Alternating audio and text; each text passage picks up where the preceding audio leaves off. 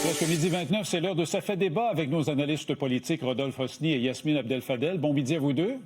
Bon midi. Alors, c'est fait. Donald Trump a finalement haussé ses fameux tarifs sur certains produits canadiens. Il a fait passer les tarifs de 25 à 35 Raison officielle, telle qu'écrite dans le décret. Numéro 1, le Canada n'a pas coopéré pour contrer le flot de fentanyl.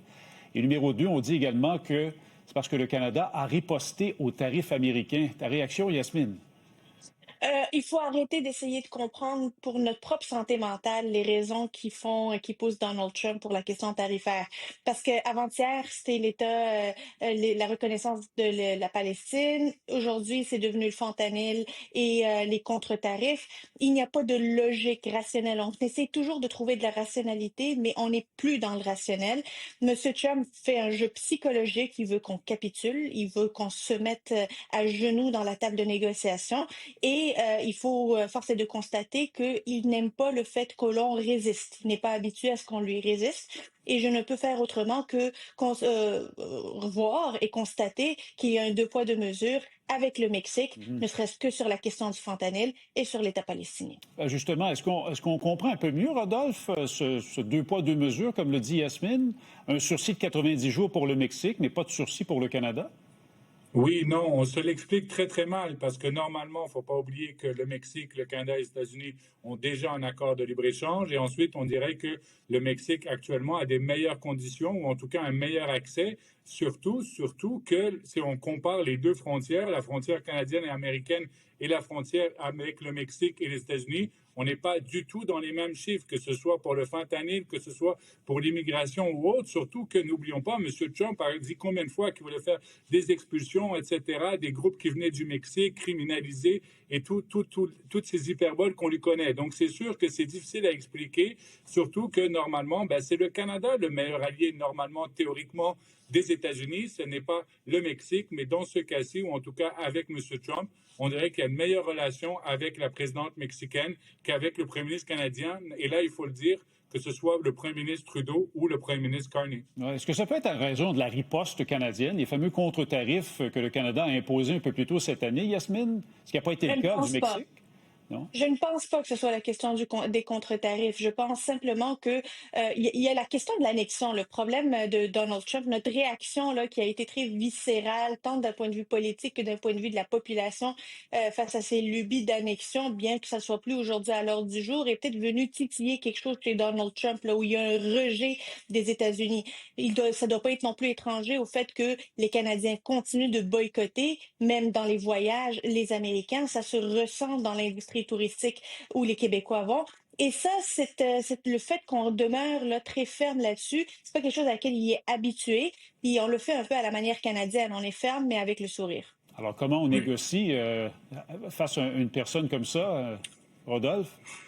Écoutez, c'est très difficile. Tout d'abord, il faut dire que M. Trump aussi n'a pas les pouvoirs théoriquement de faire ce genre de tarifs. C'est pour ça qu'il prend la sécurité, qu'il utilise le fentanyl. Donc d'abord, on va aussi voir dans les semaines, dans les mois, est-ce qu'il y aura les résultats de certaines contestations judiciaires. Je pense que actuellement, la marche à suivre pour le gouvernement canadien, c'est surtout d'accompagner les entreprises parce que là, actuellement, on va voir qu'il va y avoir beaucoup plus de difficultés, même pour des produits qui sont soi-disant couverts par l'accord de libre-échange, de montrer ces fameuses règles géographiques, les rules of origin. Il y a toute une paperasse qu'il va falloir démontrer. Et moi, je m'attends en tout cas à ce que les autorités douanières américaines soient plus le contraire en disant, c'est à vous de nous prouver que cet article ou cet élément ne rentre sans tarif qu'avec tarif. Donc, je pense qu'il va y avoir un coût énorme, bureaucratique pour les entreprises, surtout pour les PME. Et je pense que ce serait bien pour le gouvernement canadien d'accompagner ces PME parce que ça va être de plus en plus difficile pour exporter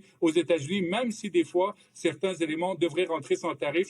Allez-y pour le prouver aux agents douaniers. Il y a aussi M. Ford, Yasmine, qui propose une réplique plus ferme, plus musclée du gouvernement canadien. Il propose des contre-tarifs de 50 sur l'acier et l'aluminium des États-Unis. Est-ce que c'est une bonne idée, selon toi? Pas à ce stade-ci. Pas à ce stade-ci. L'idée n'est pas de mettre de l'huile sur le feu, mais plutôt, comme le disait Rodolphe, de trouver de nouvelles débouchés pour nos produits. Et ces nouvelles débouchés feront mal à long terme aux États-Unis, parce que si on prend l'habitude de vendre ailleurs qu'aux États-Unis, qu'on a des partenaires commerciaux outre-mer. En Europe, par exemple, c'est une moins grande fiabilité pour les industries américaines qui ont besoin de notre acier, qui ont besoin de notre aluminium par ailleurs, mais pour lesquelles on fait rien.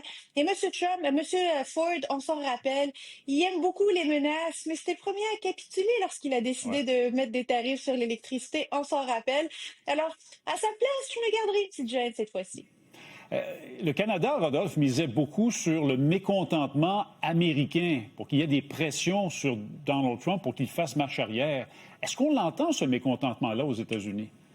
Pas encore, mais ça va arriver. Et cette fois que maintenant les tarifs sont confirmés ou en tout cas vont rentrer en application le 7 août, actuellement, là, ça veut dire dans moins d'une semaine, dans une semaine, on va avoir des voitures japonaises ou des voitures coréennes ou qui vont rentrer aux États-Unis avec un tarif moins élevé que des voitures canadiennes qui sont fabriquées au Canada, qui vont aller dans la production. Donc moi, je pense qu'il faut attendre en tout cas les effets parce que quand un F-150 ou un Dodge Ram va coûter 3, 4, 5 000 dollars de plus, j'ai hâte de voir la gronde, mais pour l'instant, ces tarifs n'ont pas encore totalement rentré en vigueur. On a vu quelques jeux, etc., de certaines compagnies automobiles.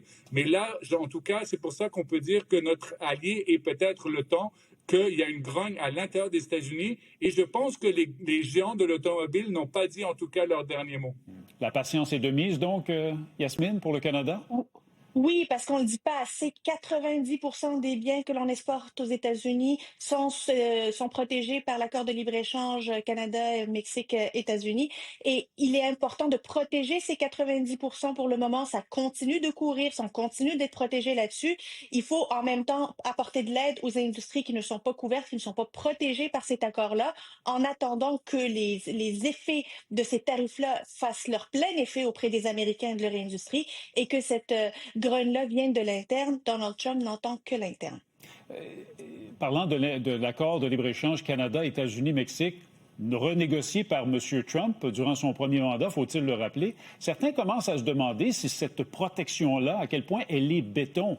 Est-ce que M. Trump, avec la révision qui s'annonce l'an prochain, là, qui est prévue en 2026, dans un an, Rodolphe, est-ce qu'il pourrait menacer de se retirer ou de déchirer l'entente comme il l'avait fait durant son premier mandat?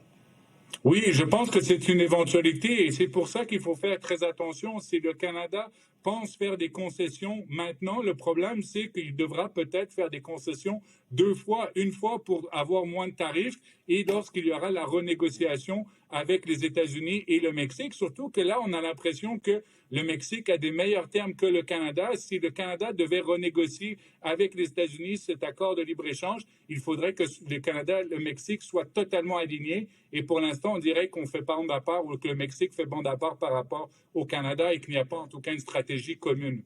Est-ce qu'il devrait y avoir une stratégie commune, Canada-Mexique, Yasmine, en terminant? Je pense qu'on gagnerait à être Ouais. plusieurs. Les États-Unis n'ont pas le choix que de commercer et avec le Nord et avec le Sud, donc le Canada et le Mexique. Et si on était en mesure d'avoir une stratégie alignée qui puisse protéger les grandes industries de part et d'autre, on serait un peu plus fort. Mais reste que c'est Donald Trump et l'imprévisibilité, c'est sa marque de commerce. On a beau planifier, il arrive, il met tout de côté et il réussit à faire paniquer tout le monde.